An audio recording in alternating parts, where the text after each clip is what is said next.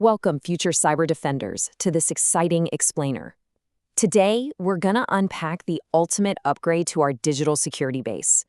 I want you to imagine for a second that you're the lead architect of a top-secret digital fortress. It's your job to keep out the most clever digital bad guys in the entire world. So how exactly do you do it? Well, grab your digital hard hats because we are about to learn about the most epic cybersecurity shift ever invented. For decades, when computer experts wanted to protect super important information, they used this old castle and moat model. Picture a massive medieval castle in your head. You build incredibly thick walls, which we call a firewall, and then you dig a super deep moat all around the outside. The idea was simple, right? Keep the bad guys out and just assume that everyone and everything already inside those castle walls is perfectly safe. But think about that for just a second. What if a sneaky bad guy in a really good disguise already made it inside? Okay, let's dive into this. Traditional firewalls are exactly like those thick castle walls. If an employee connects from home using a virtual private network or a VPN, which is kind of like a secret drawbridge, they pass right over the moat. But here's the major problem. Because of something called implicit trust, once anyone gets inside, they are largely trusted by default. This means a disguised hacker who managed to steal a basic password can easily move laterally, meaning they can sneak from a regular, boring entry-level computer all the way into the super secret HR or financial databases with almost zero resistance. So to fix this, we need a solid plan.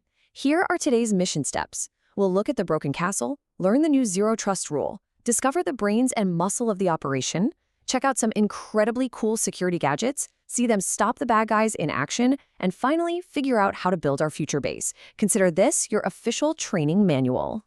Let's start with mission step number 1 and look at exactly why the old castle model and those traditional virtual private networks are just fundamentally broken in today's world. So the crucial point here is that old networks have 3 fatal flaws. Implicit trust blindly believes anyone inside is a good guy. Lateral movement lets hackers roam completely free once they're in. And the VPN?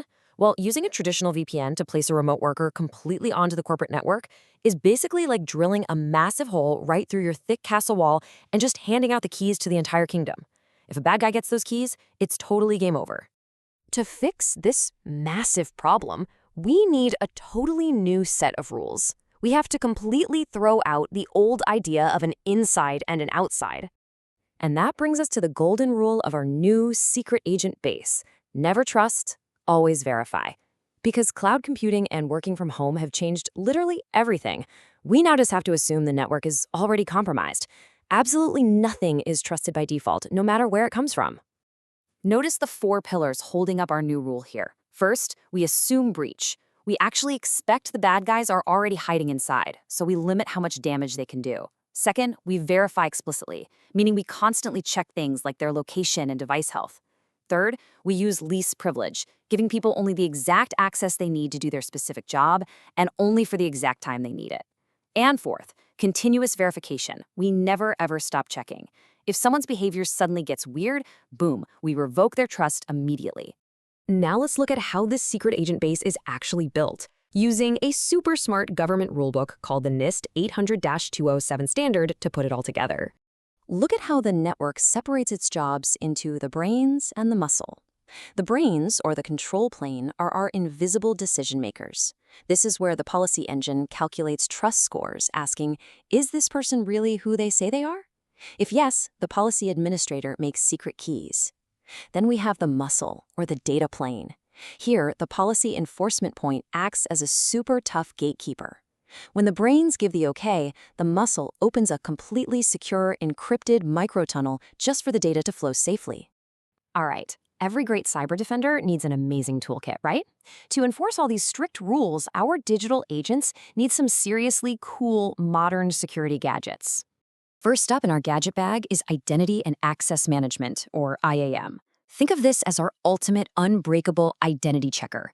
It doesn't just ask for a simple password. It uses biometrics, like your fingerprint or a face scan, and single sign-on. This means one ultra-secure login proves you are exactly who you claim to be, granting you access using multi-factor authentication.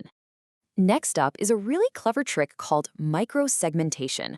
Instead of one giant, open castle courtyard, this gadget chops the entire network into hundreds of tiny, isolated, locked rooms. Sometimes it even isolates things all the way down to a single virtual machine. This traps hackers and digital infections instantly, so they absolutely cannot spread to other rooms. Then we have software-defined perimeters, or SDP. Honestly, this might be the coolest gadget of all. It makes your important apps completely invisible. It's like an invisibility cloak. They go totally dark to any unauthorized users. And the best part for our future cyber defenders, you can't hack what you can't even see. Finally, we have endpoint detection and response, or EDR. This acts like a 24/7 computer doctor living right inside your laptop or phone. It continuously checks the health of your device. If you accidentally download some sneaky malware, the EDR doctor flags it immediately, and the brains of the network instantly revoke your device's access to keep the whole base safe. All right, we know the rules and we've got the gadgets. Now let's see these zero trust tools in action with two exciting real-world scenarios. In scenario A, we have a remote worker. Under the old firewall way, when they connected from home, they could see everything, literally every server in the company. But the zero trust way, it checks their fingerprint, makes sure their antivirus computer doctor is happy, and then creates a microscopic encrypted tunnel directly to the one single app they asked for. They can't see the HR files, they can't see the finances, just exactly what they need and nothing more. In scenario B, a scary digital monster known as ransomware attacks. In an old network, this monster easily scans the open courtyard and infects the main database. But in our new zero-trust base, well, the hacker might compromise one computer, but because of micro-segmentation, they are completely stuck in a tiny locked room. When the monster tries to scan the rest of the network, the muscle, our gatekeeper, blocks it, logs the bad behavior, and instantly quarantines the monster so it can't harm anyone else. Let's move to our final section and see how this builds into reality, because upgrading to this futuristic base sounds amazing, but for big organizations, it is actually a massive real-world puzzle.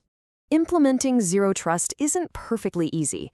Cyber defenders have to overcome legacy debt, which basically means dealing with super old apps that don't understand modern identity languages like SAML or OIDC.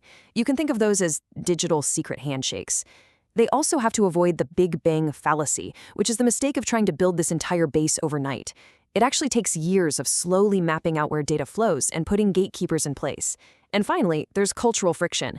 This is when employees get a little grumpy because they lose their broad VIP access to the whole castle, and they have to get used to the strict new least privilege rules. So, wrapping this all up, old-school thick firewalls aren't completely disappearing. They'll still block noisy, basic internet traffic. But the true security perimeter, the real shield that protects our data, has moved. It's no longer a moat around a castle. It is now the identity of the user and the health of the device they are holding right in their hands. This zero-trust architecture is our very best and, frankly, our only scalable defense against today's tricky digital bad guys. You've learned how the gadgets work, how the brains and muscle team up, and exactly why we never trust and always verify. Leaving us all to wonder, future cyber defenders, what will be your very first move to secure your digital base?